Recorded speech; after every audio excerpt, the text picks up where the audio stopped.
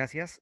A continuación, y me disculpan que he dejado algunas preguntas estacionadas, por favor las preguntas, en lugar de ponerlas en el chat porque me pierdo un poco, por favor, incluyanlas. Hay un sitio que dice QIA o preguntas y respuestas, por favor, pongan ahí sus preguntas para poderlas atender. Ya, he dejado un par de preguntas estacionadas porque creo que tienen que ver con lo que el ingeniero José Ignacio Llosa tiene que compartir con nosotros. Él es gerente general de Creditex, ¿ya? Y una de las autoridades de nuestro sector en algodón, que es principalmente el tema que él va a estar cubriendo en los siguientes minutos. Entonces, lo que les pido es presten mucha atención a su presentación, y si sus preguntas no han sido respondidas, que creo que algunas sí lo van a hacer, lo seguimos conversando después. Ahora sí le doy la bienvenida, José Ignacio Llosa. Muy buenos días y muchas gracias por acompañarnos hoy día. Buenos días a todos.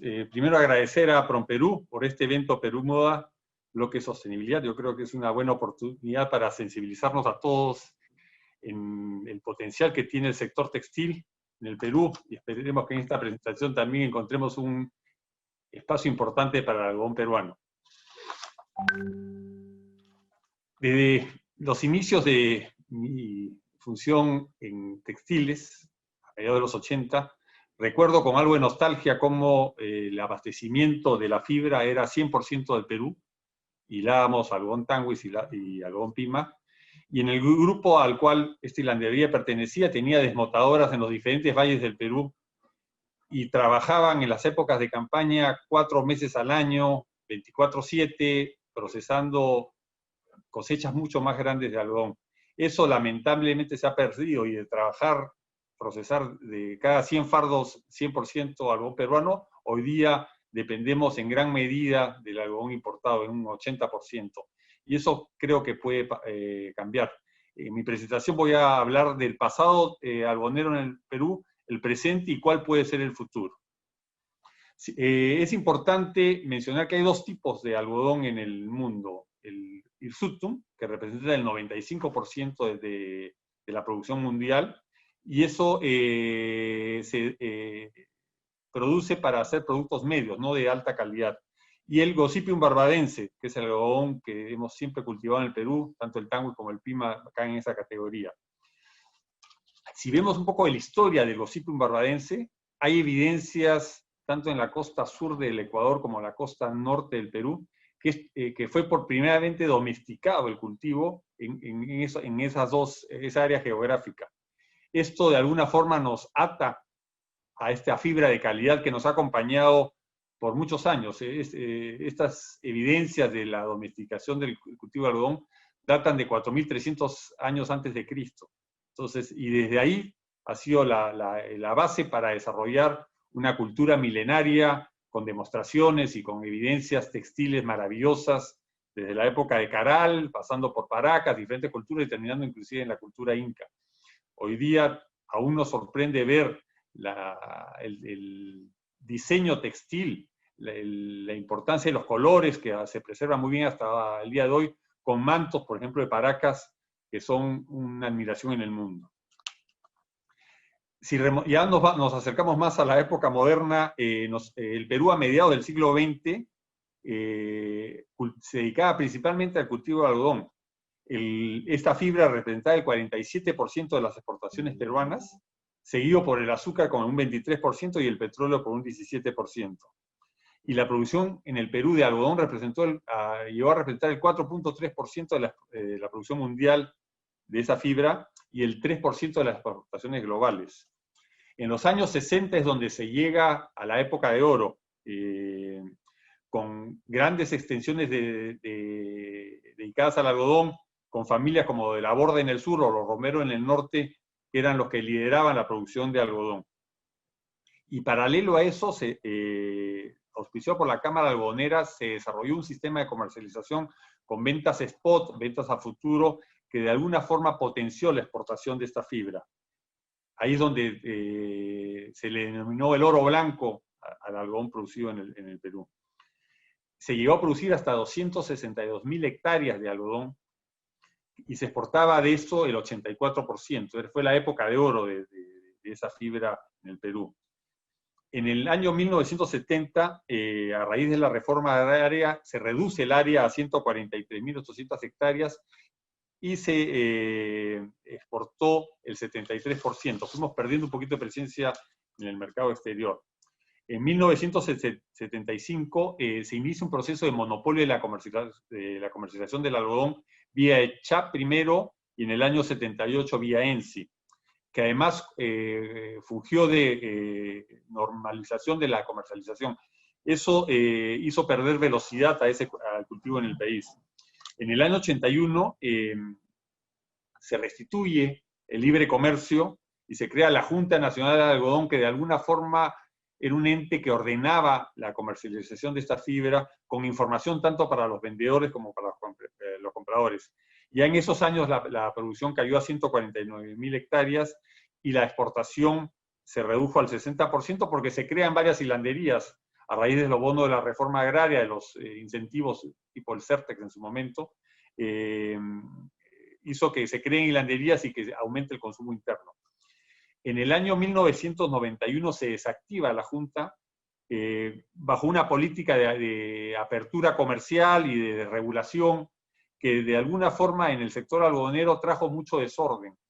Se dejó de contar con información de contratos de venta de algodón, de alguna forma dio espacio a la informalidad y eso ha sido una de las causas que el algodón pierda atractividad entre los que tradicionalmente dedicaron a ese cultivo. En el 2008, con la entrada del TLC, también fue un golpe para la producción de algodón, porque se bajó los aranceles a la importación y de alguna forma no se le compensó debidamente al agricultor como se había ofrecido en las negociaciones del TLC. En lo que es producción de algodón, a la lámina anterior, por favor. Vemos la tendencia en el pico en el año 62, y ahí viene cayendo, y hoy día, al año 2016, perdón, tenemos una producción de solamente 17.000 hectáreas. Siguiente. Si analizamos más en detalle la producción en los últimos 3 años, vemos que en fibra larga también, que era lo que antes se producía más, el algodón Tanwis, tiene tareas dedicados insuficientes, por eso se importa tanto algodón Aplan. Vemos que ha sido parejo en los años 2017 al 2019, pero cae en el 2020 también producto de los problemas de la pandemia. En lo que es fibra extra larga, ha venido siendo insuficiente en el 2017-2018. En el 2019 hubo un rebote importante porque el Ministerio de Agricultura vio el algodón como una alternativa al arroz, que por una sobreproducción tenía una tendencia a disminuir, a tener precios muy bajos, y simplemente con promocionar, con campañas de instrucción, previa a la cosecha, se logró casi duplicar la producción de fibra extra larga. O sea que es una fibra que se podría recuperar rápidamente con las hectáreas que hay hoy día. Siguiente. Este cuadro muestra cómo los precios del consumidor en Estados Unidos han tendido a prácticamente duplicarse, más que duplicarse en 26 años, desde el 87 al 2013. Y miren la línea roja, lo que es prendas, que tendió a crecer hasta el año 90, 92, y de ahí tiende a decrecer. ¿Por qué? Porque es un sector muy competido, donde hay más oferta que demanda, y hay nuevos jugadores que ingresan con costos muy menores cada vez, y eso hace que las compras de prenda no hayan tenido la subida que ha tenido los otros consumos. Eso genera una presión hacia la competitividad en costos que en el Perú de alguna forma se ha ido alejando y es una de las causas principales para que las exportaciones se hayan reducido. Y por otro lado, de alguna forma la industria tampoco puede sobrepagar por la calidad del algodón peruano, porque si no los costos de las prendas no tendrían mercado al cual vender. Siguiente. Se ha mencionado en las presentaciones anteriores mucho de la evolución del poliéster, y efectivamente la fibra de algodón tenía más peso hasta el año 2000. Ahí es donde hay un punto de quiebre y el poliéster crece exponencialmente, empujado por usos como ropa deportiva, por el fast fashion, que de alguna forma incorporó el poliéster en muchos de sus productos, y eso ha hecho que sea el sector de gran crecimiento. El algodón sí ha crecido, pero de una forma media vegetativa y de alguna forma ha perdido peso en el comercio mundial de algodón. Y en este caso la producción, ¿no? Este cuadro demuestra la producción y cómo cada vez el poliéster por precio, por funcionalidades ha ido ganando espacio. Siguiente. Este es el uso de fibras en las diferentes industrias textiles.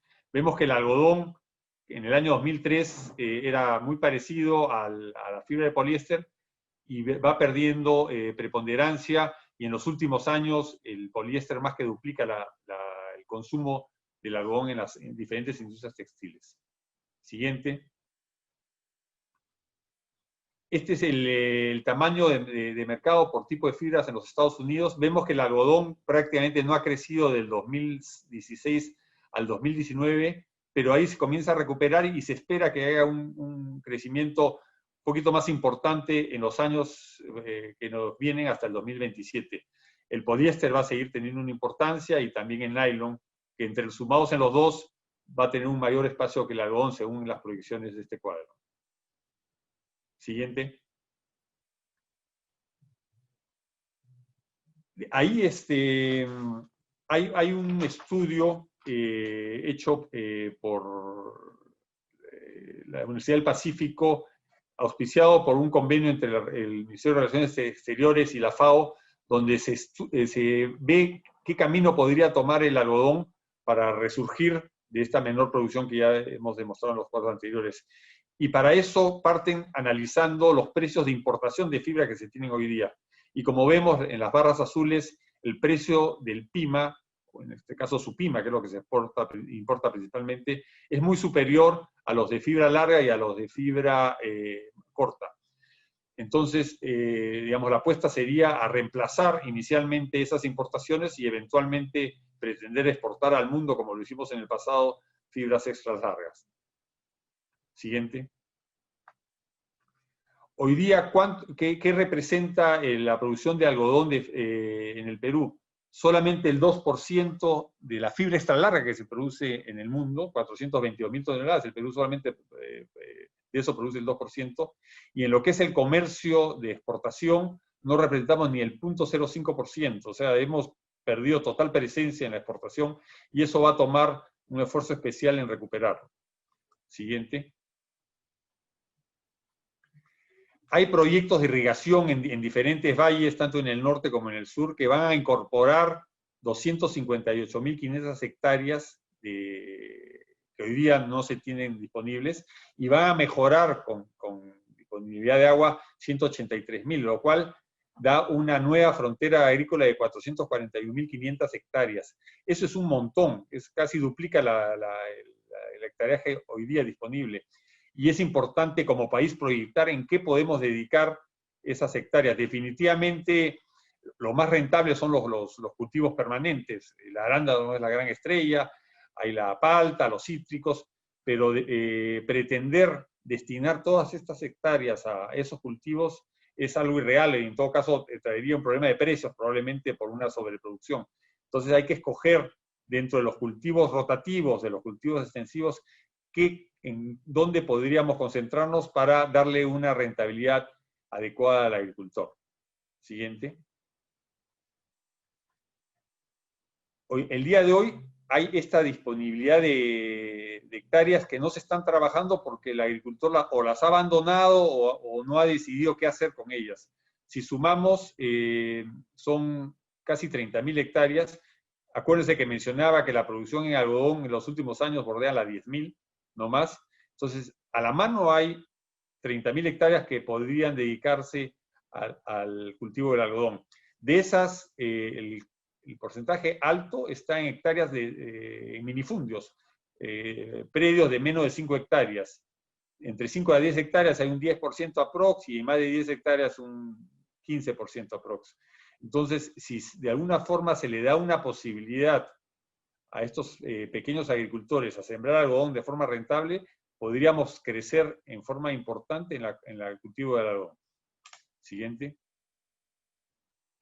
Este cuadro demuestra, digamos, las hectáreas que se han perdido en el algodón ¿A qué se han dedicado? Se han perdido 201.000 hectáreas en los últimos 50 años, de 1960-65 al 2010-2015, y eso ha pasado a dedicarse al arroz, al maíz, caña de azúcar, pero también a cultivos permanentes, frutas y espárragos.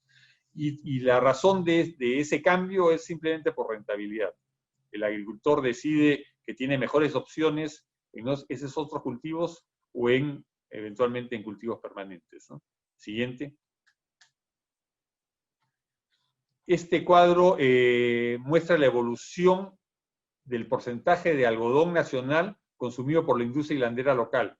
Vemos que es una curva decreciente. En los últimos 15 años hemos pasado de niveles de 68, 69%, a niveles en los últimos años de 30, 28% hasta el 2017. Esto inclusive sigue cayendo en los últimos 3 años.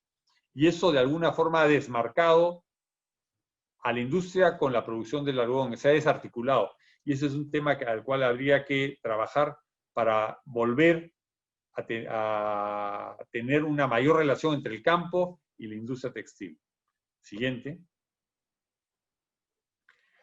En este plan que mencionaba, trabajado por el Ministerio de Agricultura, por encargo de Relaciones Exteriores y la FAO, y donde ha participado la Universidad de Piura, muchos de estos cuadros son de ese proyecto, se han analizado qué cultivos, o sea, qué manejo de algodón nos podría traer mayor rentabilidad.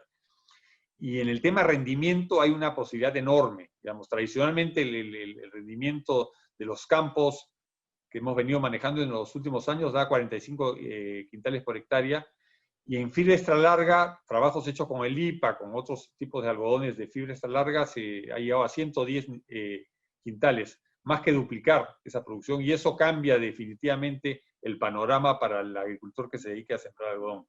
Con un periodo vegetativo más corto de 7 meses a 6 meses, con lo cual reducen los costos, con menor consumo de agua, probablemente con riego tecnificado de 10.000 metros cúbicos a 6.000 metros cúbicos por hectárea, con lo cual ya no lo haría intensivo en agua, que es uno de los bienes escasos en la costa peruana, y con un manejo diferente, no al tradicional, sino un control biométrico y control integrado de plagas, que de alguna forma nos permite pretender un mayor rendimiento. Y eso la rentabilidad la subiría en 50%. Siguiente.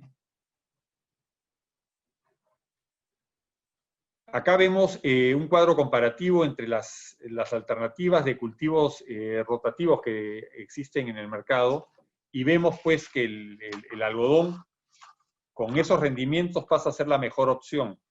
Vemos que si vemos en el último cuadro, en la parte de rentabilidad, de utilidad, un arroz te da 1.413 soles por hectárea, un maíz 876. La barra ploma te dice que la unidad técnica demostrativa te subiría a 6.799, pero yo no tomaría eso porque siempre estos campos experimentales tienen producciones muy por encima de lo que logras en campos extensivos. Pero el algodón tradicional, ya podríamos hablar de 3.837 soles por hectárea. Lo haría mucho más rentable que el arroz y el maíz. Y eso de alguna forma podría empujar esos campos disponibles a sembrar algodón en el corto plazo. Siguiente.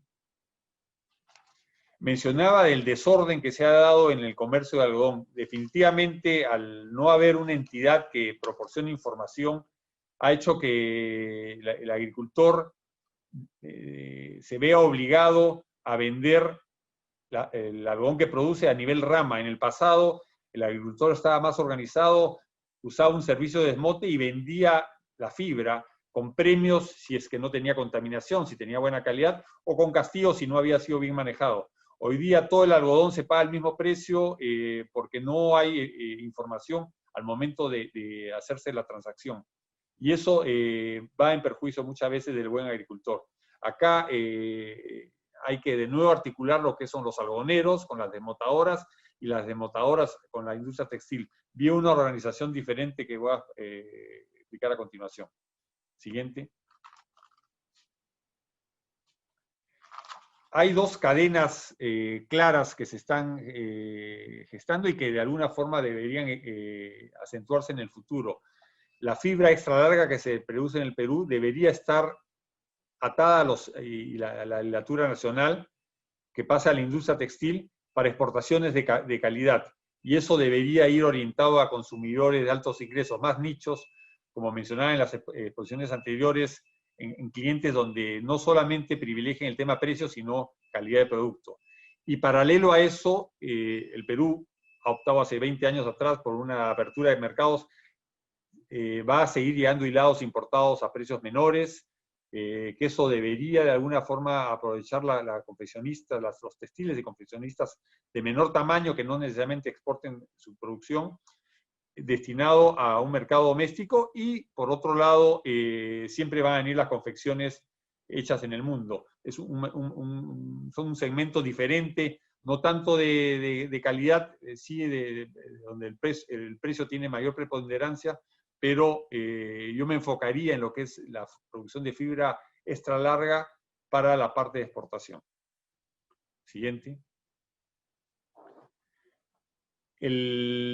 Para lograr todos estos cambios es importante contar con la participación de las instituciones estatales.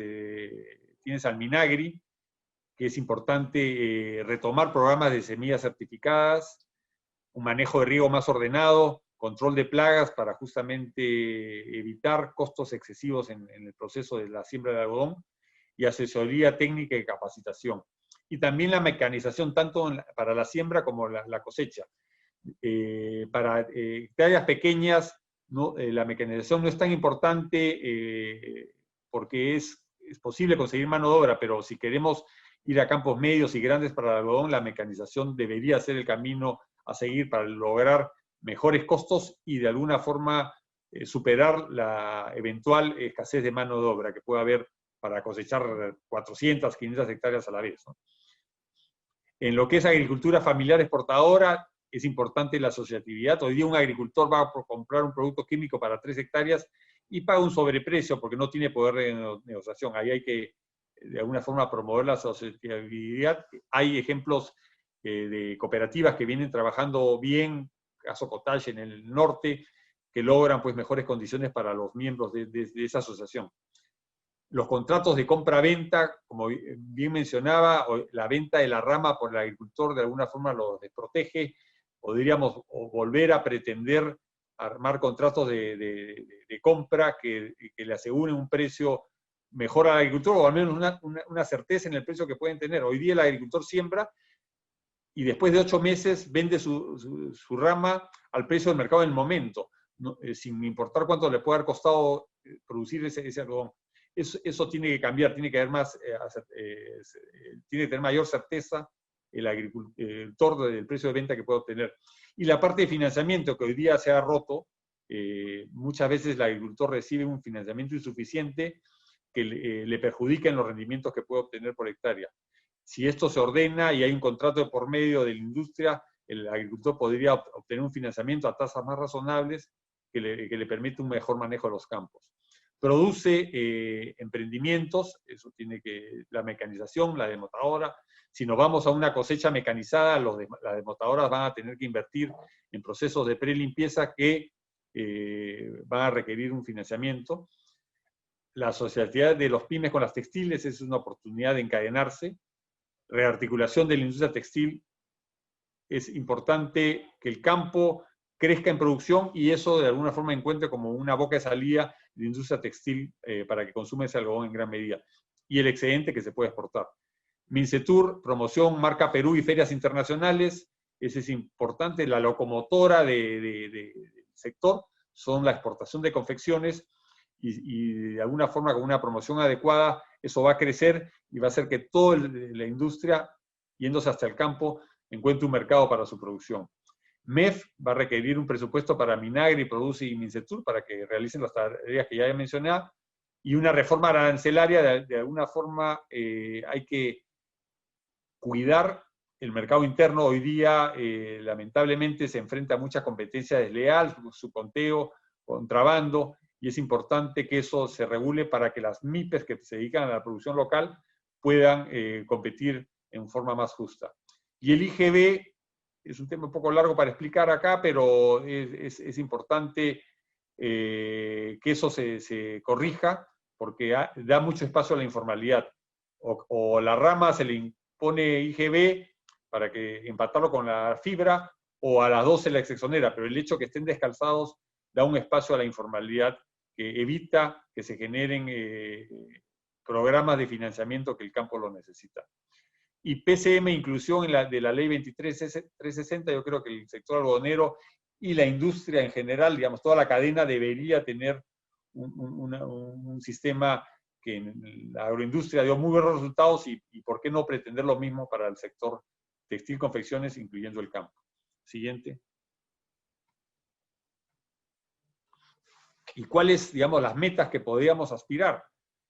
Como inicialmente simplemente incorporando campos que están disponibles y que no se están usando porque no han venido obteniendo el rendimiento económico esperado, se podría pretender llegar a las 20.000 hectáreas sin ningún problema, prácticamente duplicar lo que hemos tenido en los últimos años, generando 7.000 puestos de trabajo al año y como ingresos también 140 millones en contribución y unos ingresos netos de 46. A 5 años, si aparte de las hectáreas disponibles se le asignan hectáreas de los nuevos proyectos de irrigación que se están dando, podríamos aspirar a 50.000 hectáreas y a 10 años, ¿por qué no a 100.000? Recuérdense cuando comenzaba mi exposición, mencioné que el Perú había logrado 262.000 hectáreas. Acá estaríamos aspirando a casi una tercera parte, pero cambiaría radicalmente la contribución a la economía, ¿no? Con muchos más puestos de trabajo, 53 millones de trabajadores dedicados al algodón, 53.000 trabajadores y también ingresos netos, ya no de 46 al actual, sino de 700 millones de soles. Eso es el plan que se podría lograr si es que se dan los pasos que he estado mencionando en la reunión. Y eso definitivamente, ese volumen implicaría también un esfuerzo comercial en la exportación de fibra, porque alcanzaría para atender ampliamente el consumo local y eventualmente volver a engancharnos en el comercio de fardos de algodón, porque la calidad del algodón peruano de alguna forma lo debe permitir. Siguiente. Y si lográramos estas cifras, del actual, el puntito rojo, pasaríamos inicialmente a las 50.000 hectáreas, que es el círculo azul, y Dios mediante, en 10 años estar en el círculo plomo, donde pasaríamos a ser un jugador importante en la producción de fibra extra larga y en la parte de exportación también podríamos aspirar a ser, como en el pasado, un proveedor importante de países que demanden fibra extra larga. Siguiente. Para eso, yo no lo veo como un tema inmediato, pero sí habría que ir pensando en una entidad privada que promueva el comercio y la siembra de algodón de forma eficiente. Como en la parte de agroindustrias hay ProCitrus, ProHaz, deberíamos tener un ProAlgodón que promocione internacionalmente el algodón y confecciones peruanas, facilite y garantice el cumplimiento de los contratos de compra-venta entre productores e industriales, cosa que se ha perdido en los últimos 20 años, promoción de la innovación tecnológica, gestión financiera sobre la base de contratos de compra-venta, certificaciones de calidad de productos e insumos, promoción de empresas proveedoras de servicios e insumos, interlocución con el organismo del Estado para que de alguna forma no se enfríe todo este esfuerzo y pueda llegar a buen puerto, asesoramiento y capacitación y autogravamen a los miembros para financiar estos servicios. Es un modelo que copiaríamos lo que se ha logrado en Brasil. Brasil ha recuperado mucha frontera agrícola en algodón justamente con un esfuerzo privado de ordenamiento y de promoción de su algodón en el mundo. Siguiente. Y esto definitivamente requeriría una decisión política, ¿no? La constitución y la eliminación de una mesa ejecutiva para que el ente privado y el Estado trabajen en ejecutar el compromiso entre industriales, textiles y algodoneros para firmar contratos de compra-venta de algodón de fibra extra larga, que sean confiables en el largo plazo, gestión conjunta con las instancias del Estado para posicionar las confecciones peruanas en el mercado internacional de confecciones de alto valor y con una de largo plazo, formular y monitorar las decisiones de política para la competitividad y sostenibilidad del sistema algodonero. todas son medidas que hay que ir desarrollando, pero con miras a impulsar un producto que ya ha tenido su época de oro y que no hay razón por la cual no podríamos aspirar a recuperar. Siguiente. Hablábamos mucho del tema del poliéster versus el algodón. No sé si les ha pasado lo mismo a todos ustedes, pero cada vez más hay programas televisivos, informes, documentales que nos sensibilizan en la contaminación del medio ambiente. ¿Y qué más sostenible que una fibra natural como el algodón, que es biodegradable, que de alguna forma no contamina como contamina las fibras hechas por el hombre? En el caso del poliéster, que es indudable y argumentar lo contrario sería no ver la realidad, tiene unos usos y unas performances que han sido revolucionarias en los últimos años, pero también generan contaminación. Hay pruebas donde en el lavado de la primera prenda, cerca de un 2.8% se va por la lavadora al desagüe y el desagüe termina en el mar. Y eso al final contamina los océanos donde nos proveemos de los peces que todos nosotros comemos. Ese es un tema que está sensibilizando a la gente y yo creo que de alguna forma esa tendencia del crecimiento del poliéster y que el algodón se haya mantenido bajo debería tender a cambiar. Siguiente.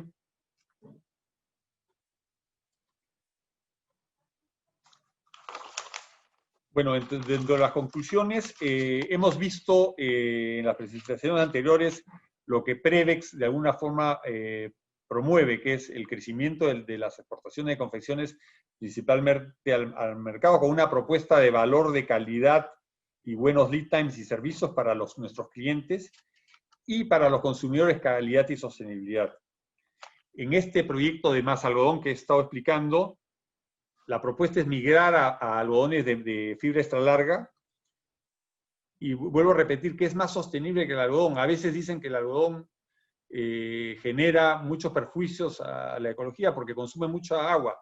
En el mundo el 55% del algodón recibe el agua vía lluvias, el otro 45% vía irrigación. Pero si eso se maneja con unos sistemas modernos de proveer el agua al campo, no es un producto que no consume mucho algodón. Cifras que nos pueden llamar la atención: en 250 días, una prenda que se desecha y tiende a biodegradarse en un 76%, en 250 días. Esa misma prenda hecha con poliéster solamente se degrada 4% en esos 250 días. Yo pregunto, lo mencionó Mike Todaro en la primera presentación, ¿qué es más sostenible? Una prenda hecha con poliéster, con algodón, donde reciclas el 30% y le incorporas a la prenda y que te dura año, año y medio, pero finalmente esa prenda se desecha con las complejidades de degradación que tiene el poliéster, o una prenda hecha con un algodón de fibra extra larga que te puede durar 4 o 5 años y que de alguna forma genera mucho menos desperdicio y cuando se bote la prenda se va a biodegradar. Yo creo que el consumidor hoy día está mucho más informado, va a tener que cambiar sus hábitos de consumo. O sea, hoy día, a raíz de la pandemia, todo el mundo ve sus closets y definitivamente se da cuenta que se tiene más prenda de lo que uno necesita. Simplemente el efecto de la moda, de los colores, ha hecho que la gente compre y genere una sobreproducción que está dañando el medio ambiente. Entonces yo sí creo que el algodón tiene un espacio en este concepto de sostenibilidad, en este consumidor más educado que va a saber valorar comprando menos, pero mejor, pagando un poco más por la prenda, pero que le dure mucho más años, va en línea con preservar el medio ambiente, que es una cosa que cada día toma más fuerte y con mucha razón. Mencionaba Luis Antonio que todos nos hemos visto maravillados de los atardeceres, del mar que tan limpio está, simplemente por una menor actividad del hombre. El hombre influye en el medio ambiente y tenemos que ver cómo nuestros hábitos de consumo nos lleven a recuperar los niveles de limpieza que teníamos en el pasado.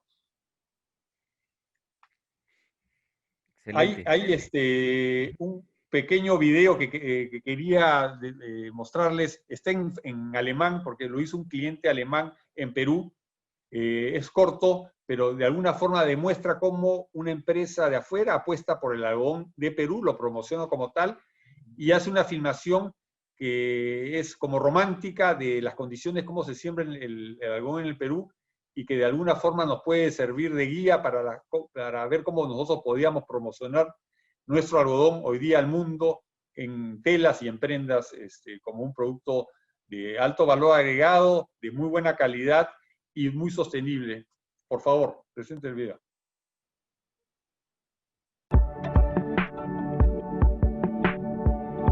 Wir versuchen, den größten Teil unserer Produktion lokal zu realisieren und in eigenen Werken. Das heißt vor allem, wir produzieren unseren eigenen Stoff am Hauptstandort in der Albstadt. Aber um das alles realisieren zu können, müssen wir natürlich den Rohstoff Baumwolle, der eben nur in der südlichen Hemisphäre auch wächst, kaufen. Und den kaufen wir hier in Peru. Es ist einfach schön, auf dem Baumwollfeld zu stehen, dem Bauern in die Augen zu schauen, ihm mal die Hand zu geben, um zu wissen, woher kommt unsere Baumwolle. Bei der Baumwolle muss man natürlich besonders genau hinschauen, weil die Baumwolle ein teils auch kritisches Produkt ist, weil sehr viel Wasser für den Baumwollanbau verwendet wird, aber auch sehr viel Chemie. Und hier in Peru haben wir gewisse Vorteile. Das liegt zum einen daran, es ist keine genmanipulierte Baumwolle, es ist eine handgepflückte Baumwolle, es wird also kein Entlaubungsmittel eingesetzt. Und die Witterungsbedingungen sind hier so, dass eigentlich nur einmal im Jahr künstlich bewässert werden muss.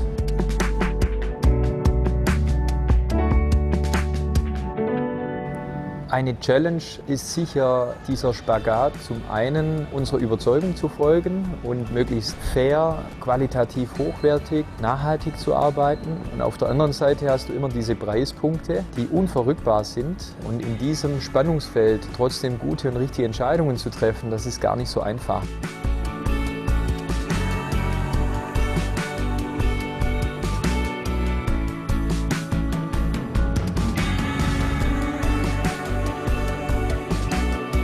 Ich glaube, für die Veränderung sind alle Beteiligten ganz wichtig. Der Konsument muss natürlich aufgeklärt sein. Solange er nicht weiß, was dahinter steckt, kann er auch nur schwer Entscheidungen treffen. Und deshalb ist es für den Konsumenten auch unheimlich schwer, in unserer komplexen Welt die richtigen Entscheidungen zu treffen. Sodass wir als Hersteller natürlich aufgefordert sind, für Transparenz zu sorgen, Informationen zu liefern und dann kann am Ende der Konsument entscheiden, was und welches Produkt er kaufen möchte.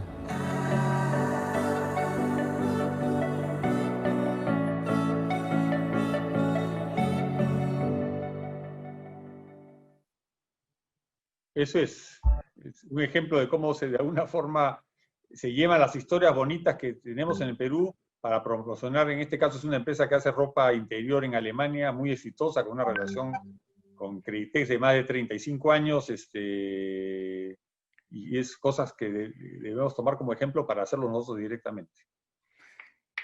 Muchísimas gracias, Nacho. Interesantísimo. Sé que había muchas preguntas que se nos quedaron en el tapete, pero creo que la perspectiva es interesantísima y todo el mundo está con la pregunta de qué va a pasar con el algodón peruano, pero creo que tú nos has dado esperanza de que trabajando juntos, donde el Estado tiene que jugar un rol importante y creo que también la academia podemos sacar adelante este insumo ancestral peruano, ¿no? De todas maneras, sí. Excelente. Muchísimas gracias.